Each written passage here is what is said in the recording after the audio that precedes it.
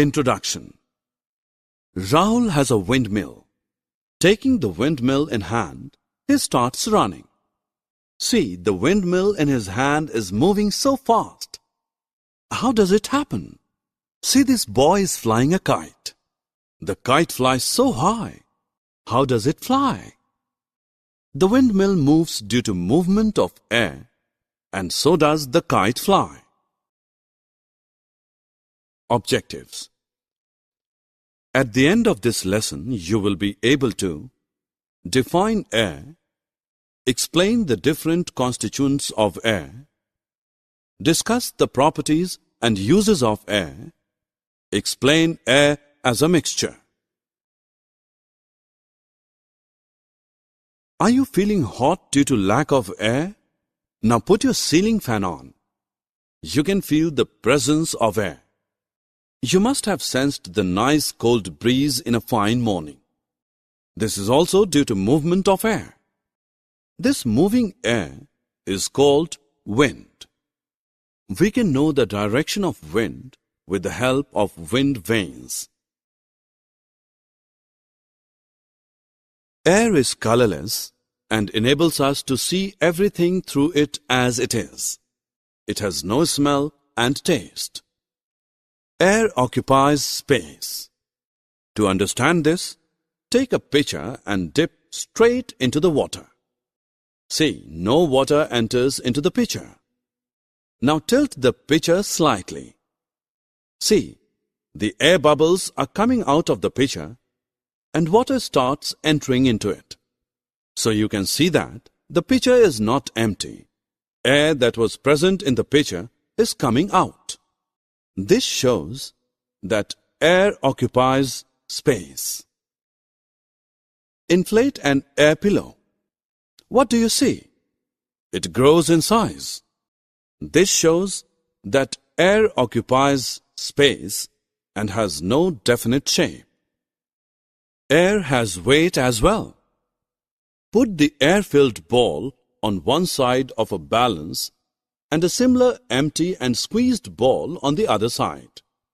You can see the pan with squeezed ball goes up, indicating that it is lighter than the air-filled one. Now take two empty test tubes and place a balloon over the mouth of each bottle. Put one test tube in a pan of hot water and the other one in a pan with ice. Observe carefully.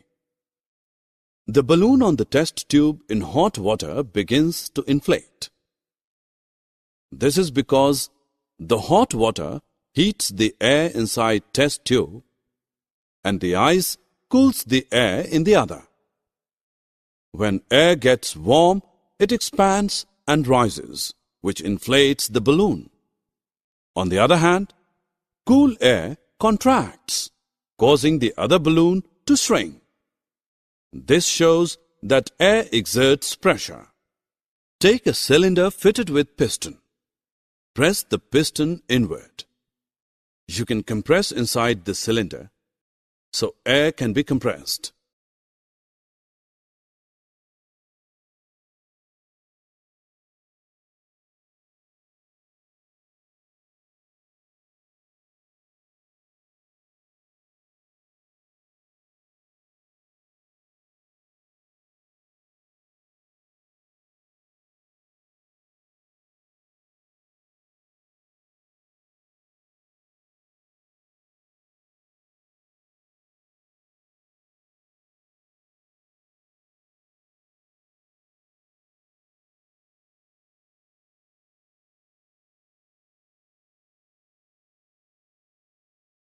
When you take out a water bottle from the freeze, some water droplets appear on the outer surface of the bottle.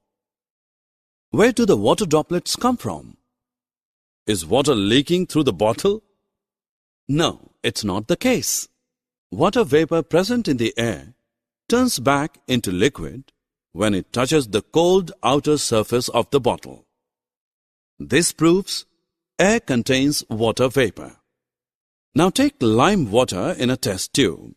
With a syringe, blow some air through this solution. You can see that lime water turns milky. This indicates the presence of carbon dioxide in air. Put your torchlight on while walking through a dark place. You will see tiny shining particles moving in the beam of torchlight. These are the dust particles present in air. All these activities bring us to conclusion that air is a mixture of gases and dust particles.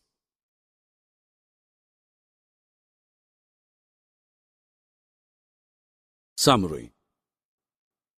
Let us summarize what we have learned. Air is found everywhere. Air is invisible, colorless, odorless, and tasteless.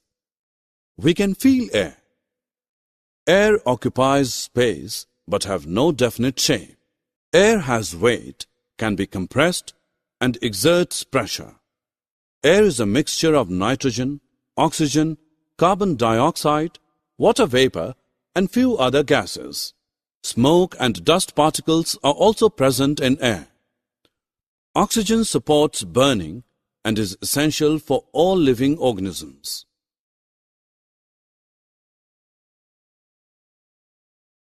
Thanks for watching. For more videos, subscribe KWT Education.